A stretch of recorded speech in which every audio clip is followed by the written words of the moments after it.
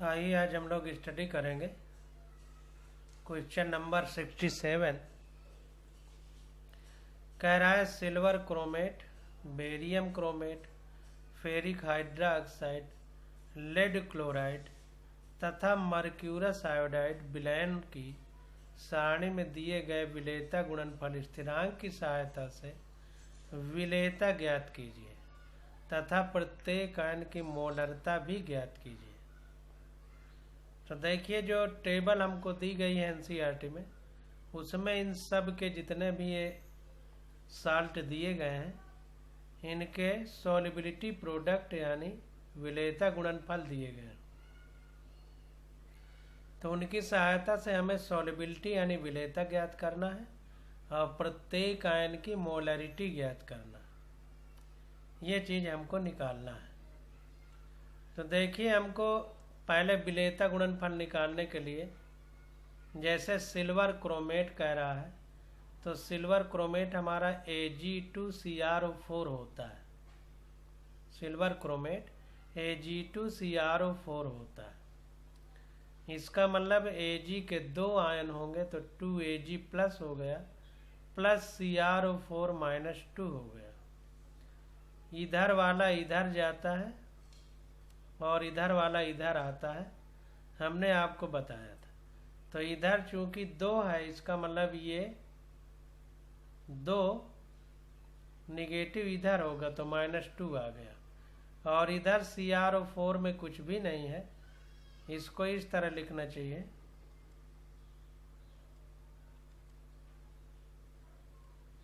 ये ब्रैकेट में। देखिए यहाँ फिर गलत हो गए, ब्रैकेट ऐसे होना चाहिए। तो Ag2CrO4 में 2Ag plus plus CrO4 minus 2 में टूटा। तो अगर हमको KSP निकालना हो तो KSP Ag2CrO4 का कितना है, ये यहाँ सही लिखा है, ये ब्रैकेट यहाँ से सही है क्योंकि पूरे को यहाँ लिखना पड़ेगा। ये विलेयता गुणनफल स्थिरांक है KSP, सॉल्युबिलिटी प्रोडक्ट। यस का मतलब सॉल्युबिलिटी, P का मतलब प्रोडक्ट, K का मतलब कांस्टेंट। तो विलेयता गुणनफल स्थिरांक है किसका, Ag2CrO4 का। ये हमको जो टेबल एनसीईआरटी में दी गई है उस सारणी से लेना पड़ेगा। एनसीईआरटी में दिया गया है उसमें देखिए, तो ये होता है Ag2CrO4 का KSP 11 × 10⁻⁻12, ये दिया होगा 1.1 है। देखिए 1.1, ये पॉइंट इधर नहीं है, तो 1.1 × 10⁻⁻12 माना। देखिए Ag2CrO4 की विलेयता यस मोल प्रति लीटर है, ये 2 बार लिख गया है, यस मोल प्रति लीटर है। मान लिया कि Ag2CrO4 की विलेयता कितनी है, यस मोल पर लीटर है। तो KSP कितना हो जाएगा, Ag प्लस का स्क्वायर, Ag प्लस का स्क्वायर होना चाहिए, प्लस इधर बाहर लिख गया है, इसको लिखना चाहिए KSP = Ag प्लस का स्क्वायर CrO4 का -2। ये देखिए जो पावर में जो पहले गुणा होता है वो पावर में जाता है, हमने आपको बताया। तो ये पहले 2 का गुणा है तो पावर में चला गया, इधर 1 का गुणा है तो पावर में आएगा, तो 1 को लिखा नहीं जाता। तो ये हो गया हमारा। अब देखिए 2 है तो 2s होगा, ध्यान दीजिए यहाँ गलती ना होने पाए। 2Ags है तो 2 लिखेंगे और विलेयता इसकी यस होगी तो ये यस लिखा, और इसकी भी यस होगी तो ये यस लिखा, और चूंकि ये 2 के साथ ये पावर में जाता है तो 2 कर दिया।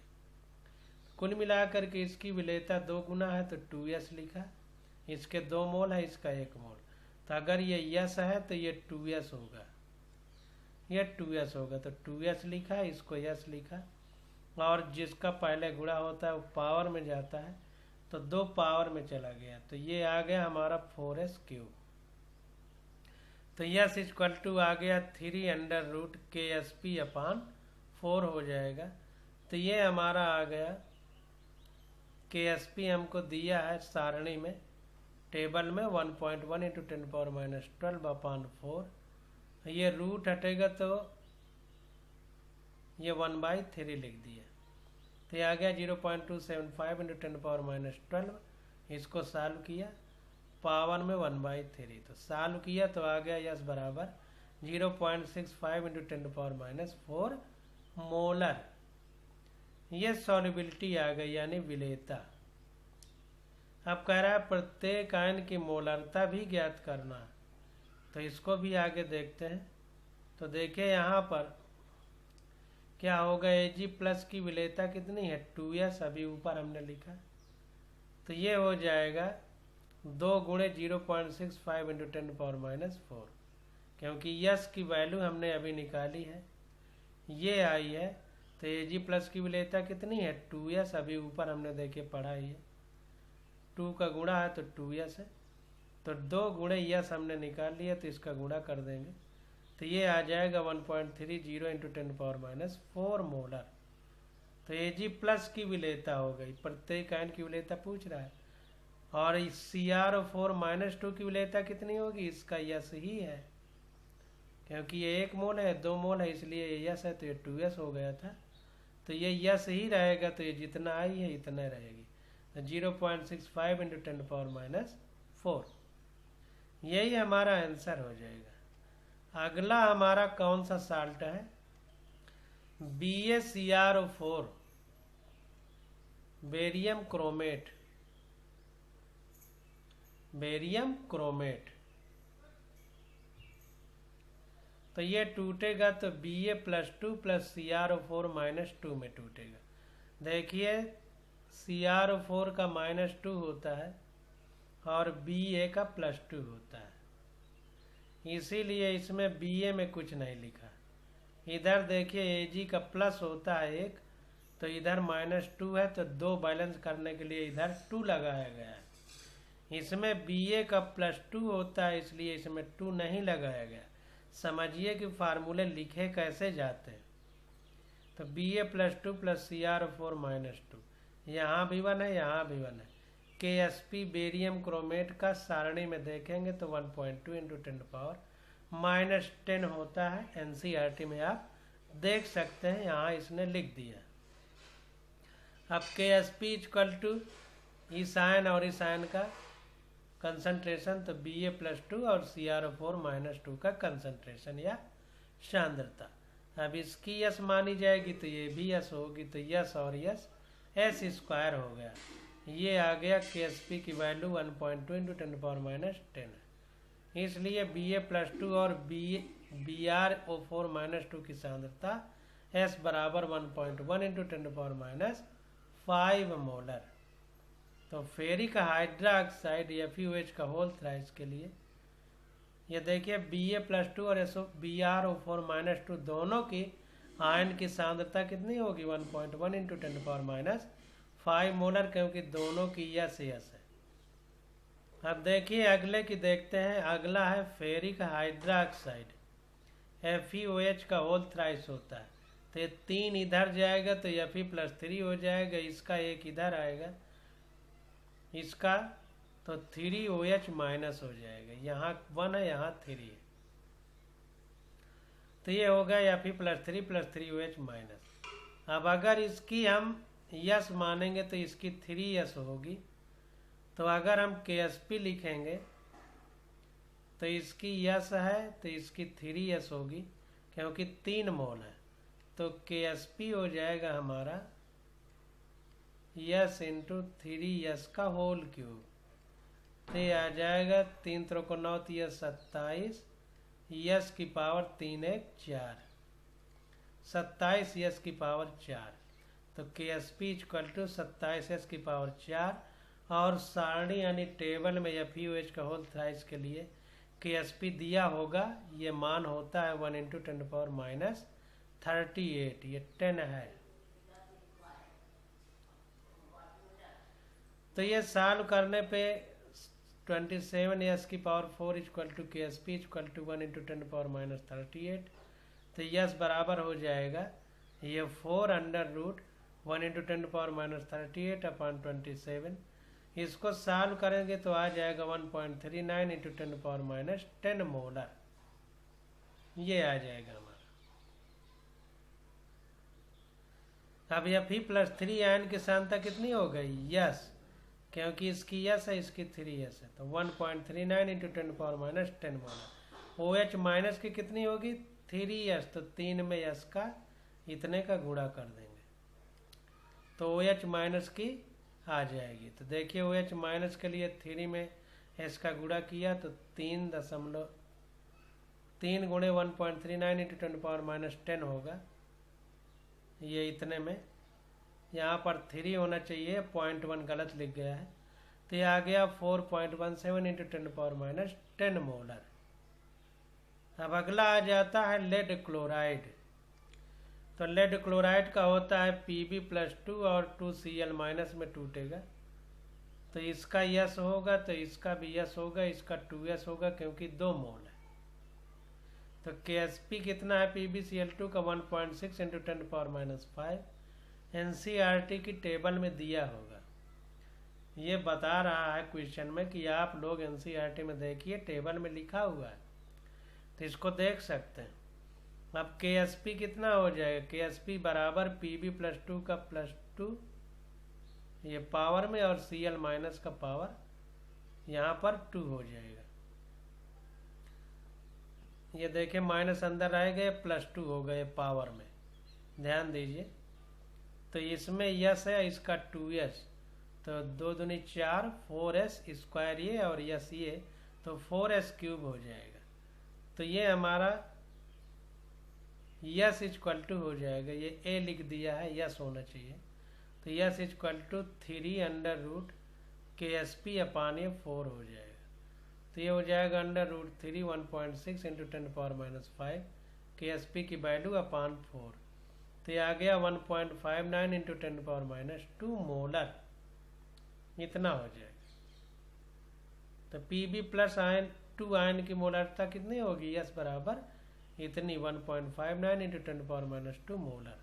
लेकिन Cl माइनस की 2 का गुणा करेंगे तब आएगी, तो Cl माइनस आयन की मोलरता बराबर 2s, तो 2s की वैल्यू इतनी है, तो गुणा करने पे आ गया 3.18 into 10⁻2 molar.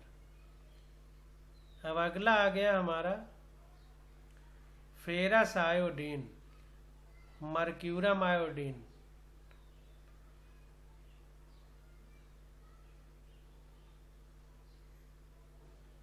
मर्क्यूरम iodine, ferrous iodine, दोनों की एक ही तरह होगी, क्योंकि फेरस में भी Fe प्लस 2 होगा और मर्क्यूरम में भी Hg प्लस 2 होगा।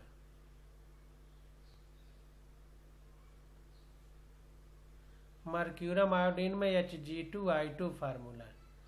ये देखिए फेरस आयोडीन का नहीं लिखा, ये देखिए फेरस आयोडीन नहीं है, मर्क्यूरस आयोडीन है, तो मर्क्यूरस आयोडीन का हमको निकालना है। काफ़ी त्रुटियां हैं सॉल्यूशन में।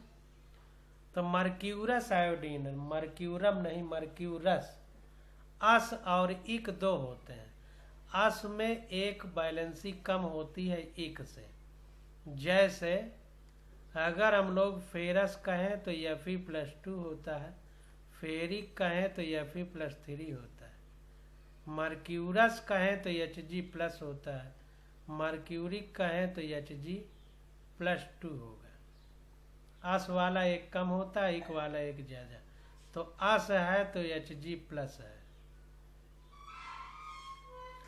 तो यहाँ पर देखिए मर्क्यूरस आयोडीन है तो Hg2I2 होगा, तो 2Hg plus plus 2I minus होगा। KSP इसका दिया होगा क्वेश्चन में, टेबल में NCERT के 4.5 इंटू 10⁻29 दिया है NCERT में। तो KSP होगा ये यस 2s हो जाएगा। ये देखिए Hg एक गलत लिखा हुआ है, ये देखिए इंग्लिश वाले में सही लिखा है Hg2I2 को Hg प्लस टू आई माइनस होगा इसका, Hg+2 प्लस 2I माइनस। यहाँ पर देखिए Hg2+2 होना चाहिए, Hg2+2, उसको ध्यान देना है। यहाँ पर Hg2+2 होगा। हिंदी वाली बुक में देखते हैं।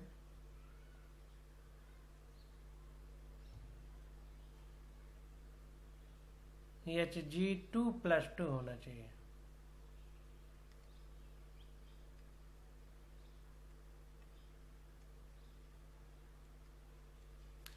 तो ये इसका यस हो जाएगा, और ये 2 लगा है तो 2s हो जाएगा, यहाँ माइनस होगा।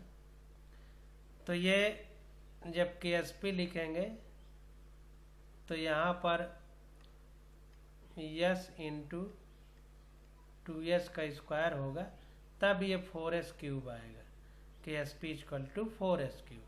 तो s बराबर 3√KSP/4 नीचे आ जाएगा, तो ये हो जाएगा 3√KSP की वैल्यू 4.5 × 10⁻29/4। तो सॉल्व करेंगे तो आ जाएगा 2.24 × 10⁻10 मोलर। अतः Hg2+2 आयन की सांद्रता कितनी हो जाएगी? इतनी, 2.24 × 10⁻10 मोलर, क्योंकि Hg2+2 की यस है, तो यस ही हमने निकाला है। और I माइनस की कितनी होगी? 2 का गुणा करना पड़ेगा, क्योंकि इसकी 2s है, तो 2 गुणे 2.24 × 10⁻10 मोलर, तो आ गया 4.48 × 10⁻10 मोलर। तो देखिए लिखने में ध्यान दीजिएगा, ये अगर फार्मूले जरा भी गलत हो जाएंगे तो आपका आंसर गलत हो जाएगा, इसलिए सावधानी रखना है। अब अगला क्वेश्चन आ जाता है 68।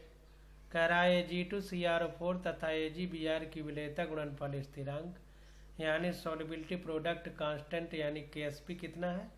1.1 × 10⁻12 एंड 5 × 10⁻13 है। उनके संतृप्त विलयन की मोलरता का अनुपात ज्ञात कीजिए। तो इनका जो सैचुरेटेड सॉल्यूशन है उनकी मोलरिटी का रेशियो निकालना है। तो जायज़ सी बात है कि KSP हमारा सैचुरेटेड सॉल्यूशन में ही निकाला जाता है। तो माना AgBr की विलेयता 5 मोलर,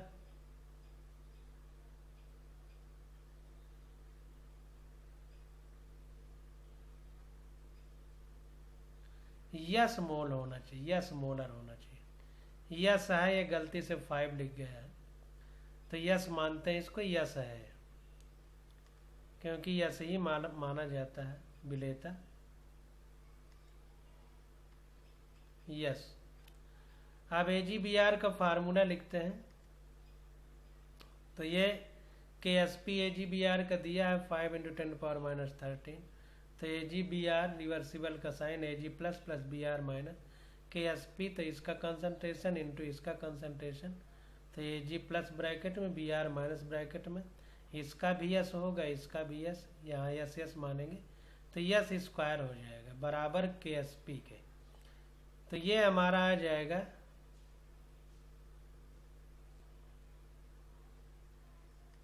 अब यहाँ पर देखिए 4 गलत लिख गया है, यस होना चाहिए, यस = तो इधर अंडर रूट आ जाएगा, ये यस स्क्वायर है, तो अंडर रूट ये KSP की वैल्यू रख देंगे 5 × 10⁻13, तो आ गया 0.71 × 10⁻6 मोलर। अब ये भी 1 मोल है, ये भी 1 मोल है, ये भी 1 मोल है, तो किसी की भी विलेयता पूछी जाए, यस जो निकला है तो इसका भी यस मानेंगे, इसका भी यस, इसका भी यस, सबका इतना ही होगा 0.71 × 10⁻6 मोलर, क्योंकि सब यस यस ही है और यस की वैल्यू ही निकली है। क्यों सब यस यस है? क्योंकि सबके पहले एक एक का ही गुणा है। तो AgBr की विलेयता कितनी आ गई? 0.71 × 10⁻6 मोलर। अब AgCrO4 के लिए तो ये टूटेगा तो 2Ag प्लस CrO4 -2 में टूटेगा। अब इसका अगर ये यस है तो 2 का गुणा है तो ये 2s हो जाएगा, और ये यस होगा, ये भी यस होगा। तो KSP इक्वल टू क्या हो जाएगा, Ag प्लस 2 और ये 2 है तो पावर में जाएगा, CrO4 माइनस 2, इसमें कुछ भी नहीं तो पावर में 1 रहेगा। तो ये हो गया 1.1 इंटू 10⁻12। अब अगर इसमें लिखेंगे तो इसमें हम लिखेंगे 2s और इसमें लिखेंगे यस, तो ये 4s² इंटू यस तो 4s³ होगा। 4s³ गलत लिखा है, 4 होना चाहिए। तो 4s³ इक्वल टू 1.1 इंटू 10⁻12। तो यस बराबर यहाँ पर अंडर रूट होगा तो √3 KSP अपान ये 4 इधर आ जाएगा। देखिए यहाँ बराबर का साइन होगा, बहुत गलत है, ध्यान दीजिए।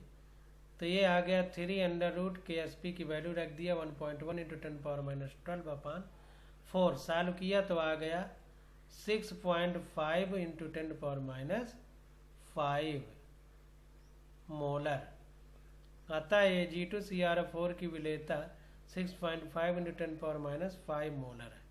Ag2Cr4 की विलेयता AgBr से अधिक है। यहाँ पर देखिए AgBr की -6 है, तो -6 -5 से कम होता है। माइनस में जो ज़्यादा वैल्यू है वो कम होती है, तो -6 -5 से कम होगा।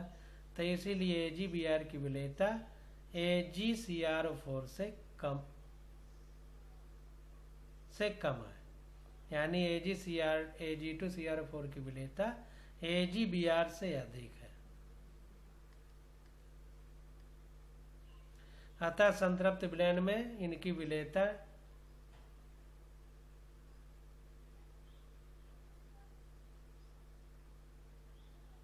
ये देखिए अनुपात इनका निकाल लिया जाएगा। अनुपात निकाल लीजिएगा दोनों का। यहाँ पर पता नहीं गलत लिखा है, सही लिखा है। देखिए S/S निकाला है तो 91.9 आया है, यानी AgBr 91.9 रेशियो है AgBr और Ag2Cr4 की विलेयता का, यानी ये अपान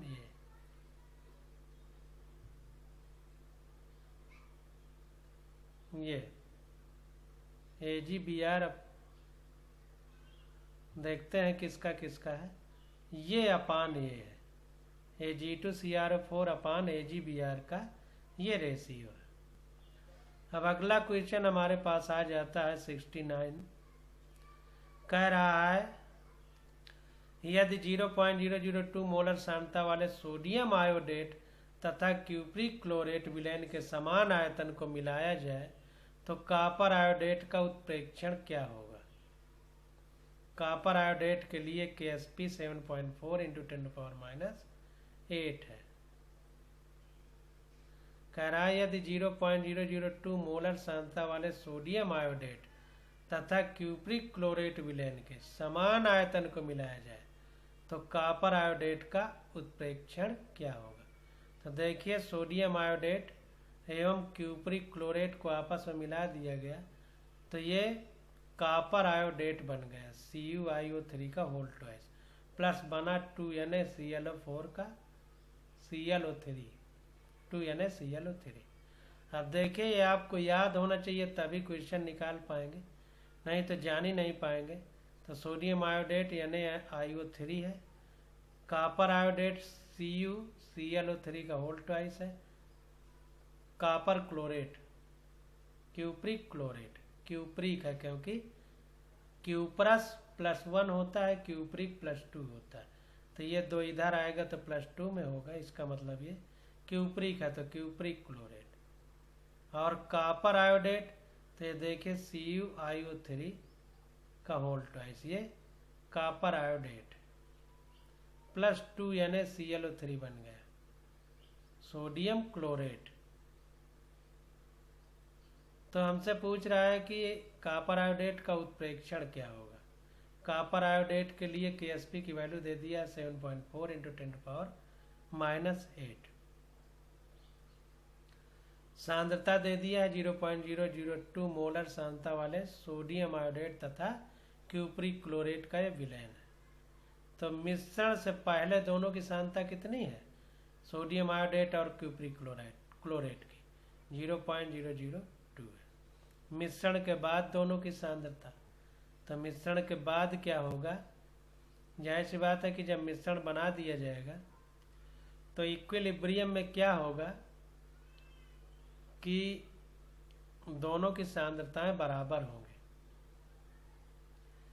मिश्रण से पहले दोनों की सांद्रता इतनी होगी और जब मिश्रण बना दिया जाएगा तो मिश्रण के बाद दोनों की सांद्रता क्या होगी, आयोडेट और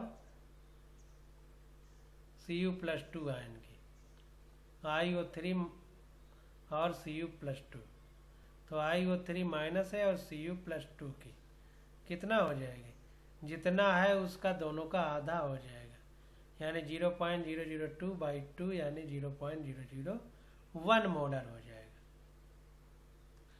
अब ये आधा क्यों हो रहा है, क्योंकि दोनों का समान आयतन मिलाया जा रहा है, इक्वल वॉल्यूम, समान आयतन मिलाया जा रहा है।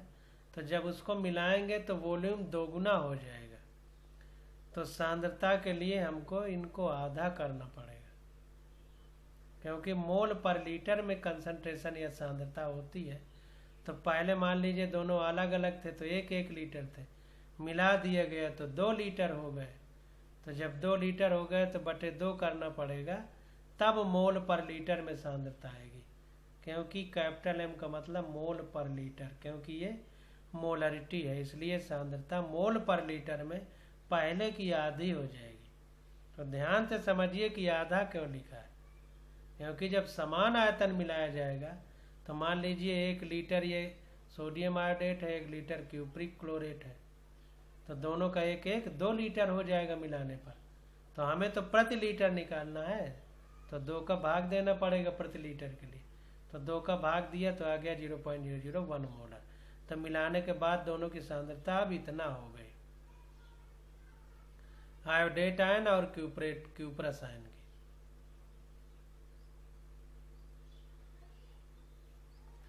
अब देखिए, अब ये CuIO3 का होल ट्वाइस बना है, तो इसमें Cu+2 होगा और IO3 माइनस होगा, और ये दोगुना होगा। क्यों, क्योंकि यहाँ माइनस है तो पावर बैलेंस करने के लिए इधर +2 है, तो इसमें 2 का गुणा होगा। अब KsP CuIO3 की क्या होगी,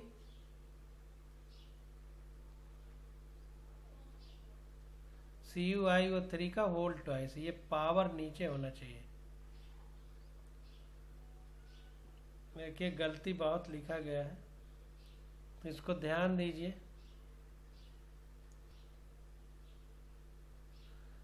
तो Cu+2 आयन 0.001 मोलर है और IO3 माइनस आयन 0.001 मोलर है, अभी हमने निकाला है।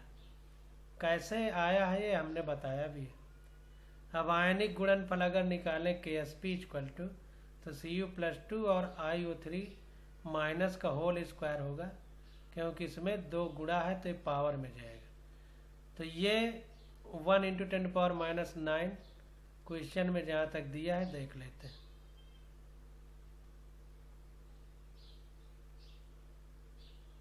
अगर नहीं दिया है तो NCERT में ये टेबल में दिया होगा, तो वहाँ से उठा के रखा गया है KsP की वैल्यू।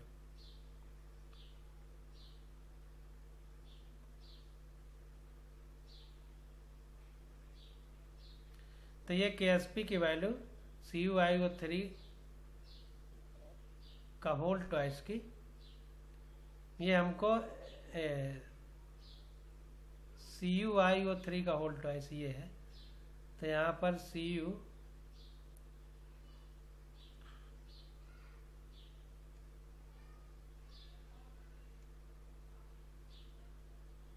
ये ऐसे होना चाहिए, IO3 का होल ट्वाइस ये, इसके लिए। तो ये आयनिक गुणनफल ये NCERT में टेबल में दिया होगा, 1 × 10⁻⁹ होता होगा क्यूप्रस आयोडाइड का। क्यूप्रिक आयोडाइड 2 है तो +2 होगा, क्यूप्रिक आयोडेट। इसलिए आयनिक गुणनफल विलेयता गुणनफल से कम है। अब देखिए आयनिक गुणनफल ये जो निकला है, ये आयनिक गुणनफल है,